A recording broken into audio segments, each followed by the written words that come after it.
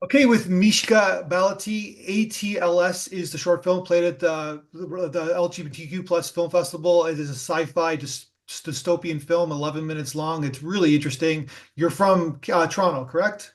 Correct, yes. And so what does ATLS stand for? Another tragic love story. Gotcha. Yeah. Yeah. It would have taken me a long time to figure that out myself, so thank you. Okay. But it's not, well, I guess, yeah. Is it really tragic without giving too much away? I think so. Yeah. I think it's pretty tragic.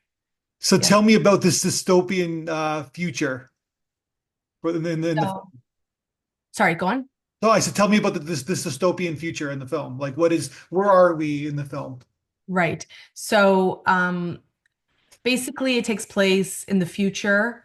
Mhm. It's a time period where women are not able to have children due to environmental issues. A little bit like a nod to Handmaid's Tale, if you will. Yeah.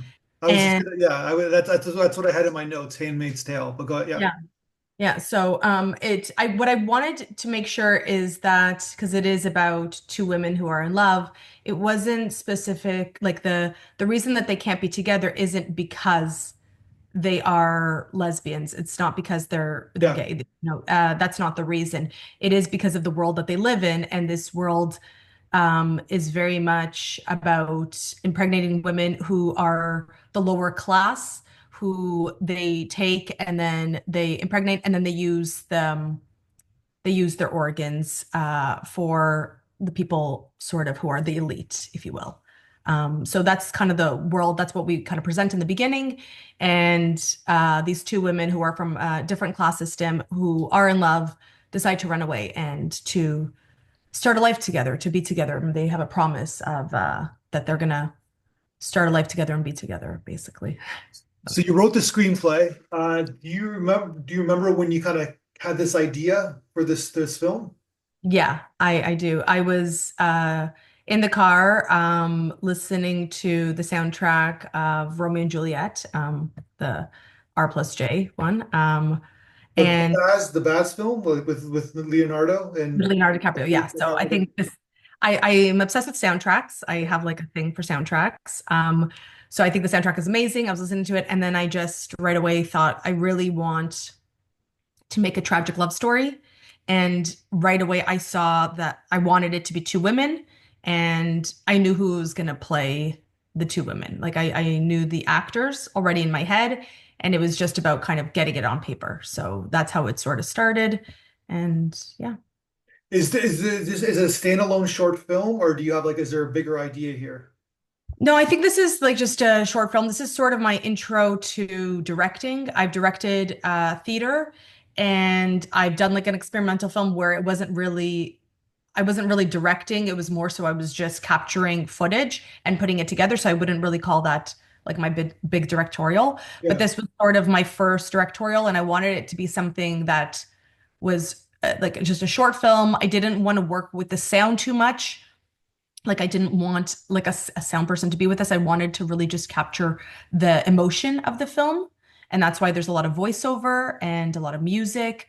And so I just kind of wanted to play. I wanted to experience that. So it's just its own short film. Because I was going to say this because the sound design that is fantastic that you did in post production. So, but Thank you. yeah. So okay, so you basically then you just kind of wrote the screenplay. So what was your experience writing scripts? Like have you been dabbling in this for a bit? Yeah, I've written a few scripts, a few short scripts. I have written like a pilot, but we haven't done too much with it. But I have written I think this is my third or fourth short film that I wrote. The other ones I didn't direct. As I said, I produced, I acted in because I also act. So but yeah, it's I love writing. I absolutely love writing. I think it's so fun. I my mind works in a way where I think it works faster than what I could write. Mhm. And I have a wild imagination. So it's so fun to be able to use this medium to be able to write all my thoughts and all my all the little things that come up in my mind and create these scenes. So yeah, I You love it. had the two actors in mind. These were friends of yours? So the two actors, Rosie, who did play one of the characters, she actually came on board. The other person wasn't able to. She wanted to, but then there was issues. She actually kind of left acting. Yeah, It was two people who they weren't really my friends, I would say. Now she's my friend, but gotcha. uh, people who I was on set with. You admired their talent. I admired their talent. Yeah. Rosie, I met on set. We were both acting, and she was able to do impressions. And I thought she was incredible for people who could do like wild impressions. I think just have a talent beyond. So I knew she would be able to do this. Ariel came on after the other person couldn't do it. She came on because we had someone, her acting teacher. I knew she's one of my closest friends. She told me, "Why don't you check out Ariel? She's looking to do stuff and." She was a perfect fit. So I'm Yeah, so happy. there's a real nice chemistry between the two of them. They were really connected. Yeah. Yeah. They spent a lot of time together before the film. Like I really wanted them to find that love. Mhm. And I truly believe that when you do have to do love scenes, whether you're like attracted to the person or love the person or anything, you really have to look at them and you have to find somewhere on the body, somewhere on their face that you would kiss, find things that you do love about them, and then grow it from there because it's sort of awkward to have to fall in love for a very short period of time when you don't even know the person. Yeah. Yeah. So so the big I guess the big question is that did she really prick her finger with the knife? No, she didn't. No, that was one of the most challenging scenes I'm actually, which is assuming, yeah, it would be, yeah. yeah, it was really, really hard. No, we actually, I feel like I'm ruining this, like I'm telling you the secret here, but we basically put blood on the blade, or not blood, fake blood on the blade, so that when she pricked it, it was like exactly suddenly dropped on her finger at that moment. But it was so hard. The timing of that was so difficult. We really spent quite a bit of time on that. And I'm assuming the blade had to be a little bit dull too, right? So it didn't really prick her finger. Yes, yeah. Yeah, we used so all the knife scenes we had one that was like a real blade that we kind of were very very careful with. It was very very dull. No one could really cut themselves on it. And then the other one we had just the handle and we didn't have the blade. So that was like most of the time what we were using is it was just a handle and then it looks like they're stabbing, it looks like they're working with it, but there's actually no blade at all. It's just a handle. Okay, so the way you put the film together is like there's parts, right? Yes. And so if we just watch the first half of the film, it's a pretty happy movie. It's like in a lot of ways it's just like there's really like there's not a plot development. It's just like these people are in love and they live in this nice area. Yeah. And it's like we wanted to, it's almost like Titanic in its way, where it's like, oh, this is amazing. And it's like, and then all of a sudden it's like, okay, it's not going to last very long, but it's too bad. But we could just watch the first 7 minutes and enjoy the love story. Exactly. Yeah. Yeah, exactly. I think, in life, there's the different moments in your life. Nothing is perfect, nothing is always okay. And then there's the drops and we have the ups and the downs. And so I think that's kind of like what we're trying to show with the parts, but also I wanted it to mirror like when you go and you actually have a meal, which is why it's written that way, like the feast and because there is these different feelings when you're about to eat or engorge in certain things that you love that you obsess about. So but actually the parts I will say it was not my idea. It was actually Rico's idea. Rico said when he was editing it, he kept on being like, I'm seeing it in three parts. I keep on Yeah. seeing it in parts. And then that's how we started exploring it. And then I started talking about how I want it to be the food, the feast. Yeah. You changed I see why I don't know, I'm speculating, but you change your directorial style in each part, right? So there's like it's like there's a shift. There's like a subconscious shift in the camera movements. Obviously, the third part, but even in the second part, there's like a little bit of a kind of a change. So I can Yes. see why he did that. He Yeah. just decided on that. Yeah. Yeah.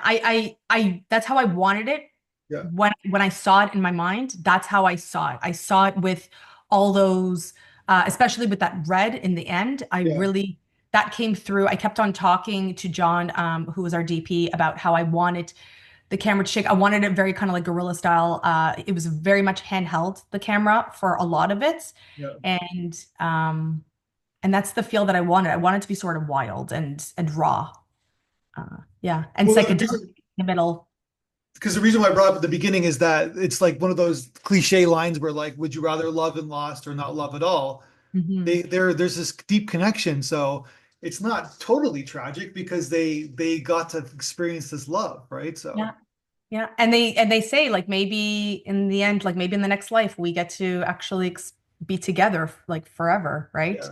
Because it's we sort of the reincarnation of constantly meeting your love and meeting them in different ways and hoping that it's going to work out this time or that you're going to be able to be together. And does it? I don't know. So it also has a little bit of that theme going through it. So okay, where like the location's almost like a character itself. So where did you shoot this?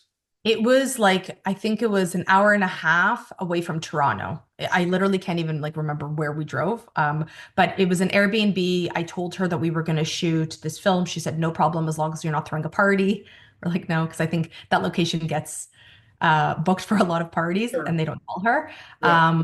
It was so hidden that when I brought Rico to the location to like scout it, to like really see it for the first time, he was like, "This isn't a road where you're taking me down." And I was like, "No, no, this is what it says." And he was kind of like, "I hope we don't get murdered because it's so hidden." But yeah, it's a very cool location. I love the like wildness of it and the wild grass. And Yeah. I mean, it was an outhouse, obviously. And we couldn't even like, we had to work with like a battery operated generator because it would make too much Yeah. noise. Because we still wanted to get the sound of the environment. So yeah, it was so fun though. But we knew we weren't gonna like stay there, sleep there, and I wanted it to be something where we could go and come back as much as we wanted to. So it couldn't be too far. It had to be close to Toronto, Yeah. but had to seem remote. So And how many days did you shoot it? Were you there? we were there for 2 days. Okay. So Yeah, you, so not so you can drive home. You after you shut. You like you didn't have to stay. Yeah. Gotcha. Yeah. yeah. Yeah. Like on the 401, I'm assuming it's one of those things off the 401 and those little nook towns, right? So Yes, yeah. yeah, something like that. Familiar. Yeah. Yeah. With like there's a lot of like breakfast, what do you call it? Bread and breakfast kind of places, I guess. Yeah, Yeah. yeah, Yeah. yeah. But this was like it was her property, but it wasn't her home. It was just a place, like a little cabin that she rents out. That's I guess she had like a huge plot of land. It wasn't even next to her house. Yeah. Like this huge plot of land that she put a cabin there, and then it just everything grew wild. We were nervous about ticks, and I mean, I got eaten alive with bugs. Yeah. But it was fun. But It you, was but the inside location because there's like that old kind of stove and that's in the location itself.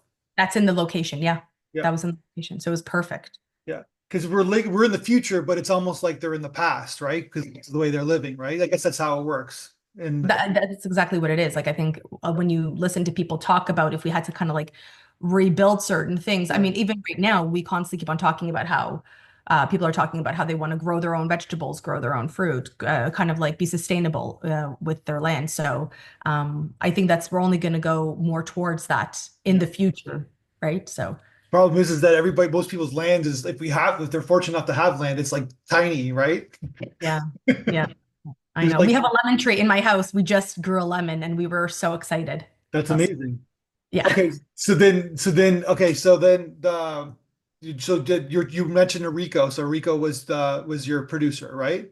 Rico was our producer and Yeah. he's also an editor. The editor. So Gotcha. yes. And So then John Butler was your cinematographer. Did he shoot the film as well? Because there's lots of obviously steady cam and lots of handheld camera movements going on in yeah, the. he shot the whole film. You He shot the shot whole the film. Nice yes. job. Because like Yeah. you said, you shift. You are like, especially even at the end, like you're shifting the tone and the kind of feel of the film. Hmm. How did you guys go through that process? Did you like, I'm assuming you shot list everything? Like, So yeah, I sent him a shot list of everything. I watched a lot of different films to kind of understand because again, it was my first time yeah, directing and making a shot list this way. I've taken a directing class, but it was for theater, so it wasn't for film. So I had to kind of learn how to write a shot list and understand what I wanted. And so I sent him a whole shot list of everything that I wanted. And when he looked at it, he was basically like, I understand what you're going for. And that was the most important thing, right? When you're working with anyone who in a creative environment is that they actually get the vision. Sure, yeah. I trusted him.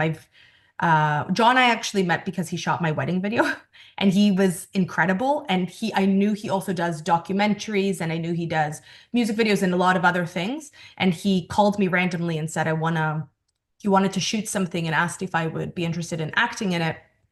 And I said, yeah, but I also want you to shoot something for me. I'm working on this project.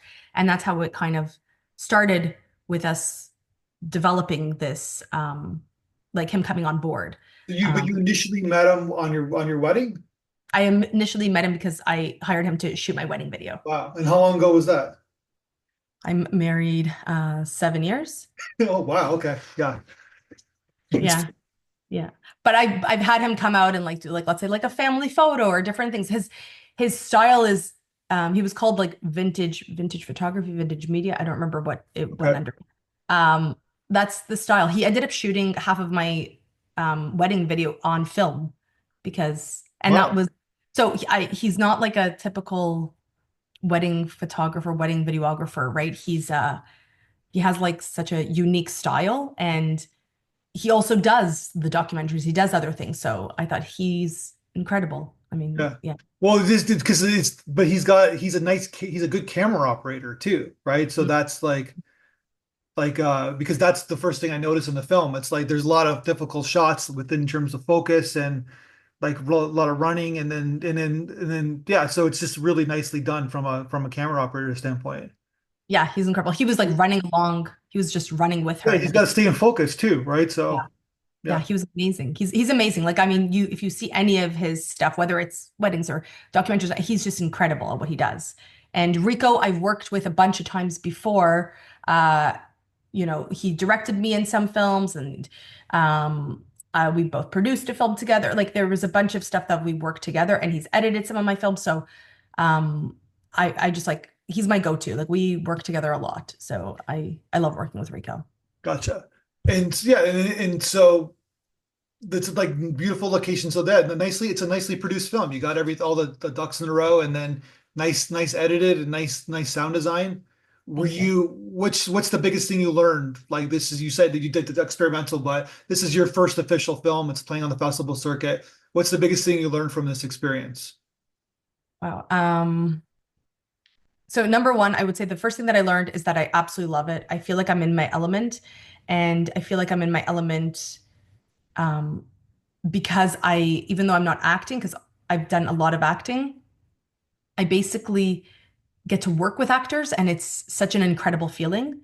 Um, and get to use all the experience that I have in acting and work with them. So there's something that's just uh, so rewarding in that. The other thing that I realized is that it's okay to kind of take your time with trying to figure out what you want um, before. Obviously, when you get on, the time is, Yeah, but before, it's really okay to kind of like take your time, really figure out what you want, get the right people involved, and then be like, okay, let's go. Because I think that there is a lot of times like a rush and then things get left behind. At least that's how I felt with my other films. I didn't direct, but with my other films where we were just kind of rushing and rushing to get it done. And yeah. I do think that doing your research, taking your time, and then when you get on set, there's more confidence. Like I felt very confident. I felt like I was in my element, and I felt also the people that you work with, I think, is so important. Uh, it's that's why I'm saying like take your time, get the people who you really want, who you trust with your vision to create your vision, because those are the people who are you're on set with, and there is no other option. I mean, you don't want to deal with any drama. You really just want to be there for the project, for the art. So that's, I think, the thing that I learned the most. So pre-production is key. Pre-production is key, and having the people that you want to go along this journey is Yeah. key. Yeah. Yeah, because you mentioned Rico and you're in John, so that's a good team, right? Especially for Yeah. the film like this, right? Yeah. And Ariel and Rosie, Of and then course, even yeah, yeah. PAs and Samantha, who did the makeup. Like everyone was just so excited to do this. And that's what you really want. You really want people who are excited about what you're doing. You don't want people who are there who are just looking at his job. Like everyone was really excited about creating this project Yeah. with me. My And the biggest thing I take one of the takeaways I get from making short films is that make sure that nobody's doing you a favor. They yeah, they want to be there, right? So yeah, exactly. yeah. Exactly. And I felt like that. I felt like everyone actually wanted to be there and was excited for it, and they're excited for what's happening now in the film festival world with it. And so yeah, I feel very lucky. So what's next for you? Yeah, I'm assuming you're gonna make another film. Yes, I want to make another film. The next one I think is going to be a comedy. I started writing it. Really? Okay. Yeah, yeah, That's a yeah, 180. yeah. I had a night out and it was extremely sad, but also very comedic, as you know, that goes hand in hand. Laughter comedy, yeah, yeah. Yeah. And Laughter sadness, I should say. Sorry, go ahead. Yeah. yeah. And so I right away was like, I need to write this into a short film. And I think sometimes that's sometimes the best work is like when it's actually experiences that you've had, there's a truth to it. So I'm Yeah. excited to finish writing this and yeah. So your Twitter handle is who the fuck is Mishka, right? Yeah. I wouldn't say I'm on Twitter too much though. I'm more of an Instagram, not even TikTok, but yeah, Did I Instagrammer. say sorry, I meant Instagram. I apologize. Oh, Instagram. yeah. See, it's in Yeah. my yeah. So but that's your You're a Instagram. Twitter guy. That's why you said it, because Sorry? I said you're a Twitter guy probably. That's why you said I'm Twitter. not. I can't Uh-huh. stand it. I'm actually moving away from Twitter and going on Blue Sky and Oh, okay. Cool. Yeah. Threads. It's Yes. it's a shithole. Part of like you have what the fuck in your Instagram handle, so I'm allowed to swear.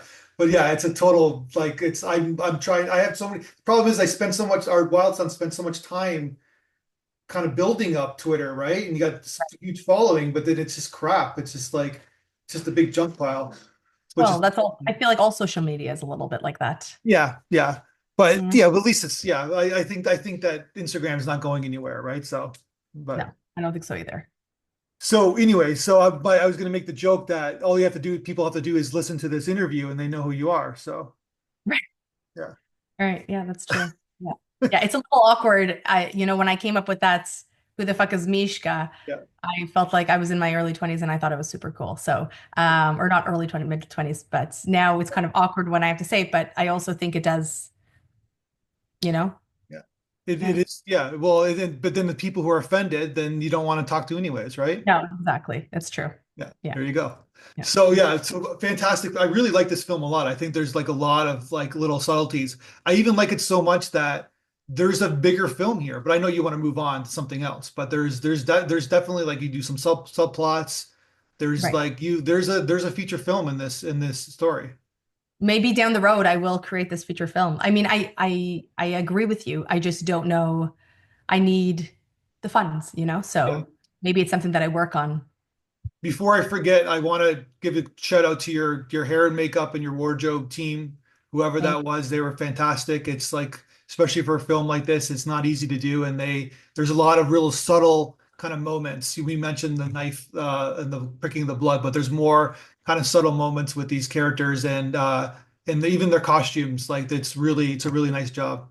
Thank you. Thank you. Yeah, she's amazing. Yeah. So you're gonna make another film. It's gonna be a 180, and then basically you got like for a first film that you got this out of your belt. And one last question: would you ever consider acting and directing in the same film? I feel like I would, yes, but Yeah, I think I need a little bit more time directing before I can do that. I yeah. think yeah. So, but I love acting. Acting is what I know the most, I would say. So That's how you started in the storytelling world, right? that's how I started. I in theater and then in film. Yeah. You still do theater? No, I haven't done theater in a while. I've done some like TV stuff recently, but nothing too crazy. And I've also stepped away from commercials. So I'm really trying to get more into the directing, more into the other side of this world. Yeah, but Yeah. commercials pay though. That's the problem, right? Commercials pay, but I feel like it's an abusive relationship where they're like, I want you. Wait, hold on. I want you. Wait, actually, I don't want you. And then I'm constantly like, I hope they want me. I hope they want me. So just for the money though, because I can't actually do anything with it. So the money's great, but then it seems a little abusive. After so many years of doing it, Yeah. I feel like I need to concentrate on. other things. Yeah, that seems to be the industry in a nutshell, what you just described in so many ways, unfortunately, right? So, Yeah. but that's what you do you're doing now, right? If you have the time, means, and energy to do it, then yeah, keep making movies because I think that you got something. So the more you practice your directing kind of, art, you'll like you're gonna this might be a new career for you. Yeah, that's what I hope. That's what I really Yeah, want. I want to be able to apply for grants and get some funding and create some amazing things. yeah. So that's my plan. As I said, I have a wild imagination, so I just need to kind of get it on paper and just get it Well, out you there. seem to know the industry well, so he's like, yeah, I'm assuming you've been doing it for a bit, so then you understand how you need to navigate, right? So, Yes and no. Yeah. yeah, Yeah. well, that's an honest answer because nobody knows anything, right? So, Yeah. That's exactly it. I stand by that. Yeah. Nobody knows anything, and not only in the industry, in life. So yeah, yeah. exactly. Well, let's talk again when you make your next film. I'd love to see it. Okay. Thank you so much. It was so great talking to you.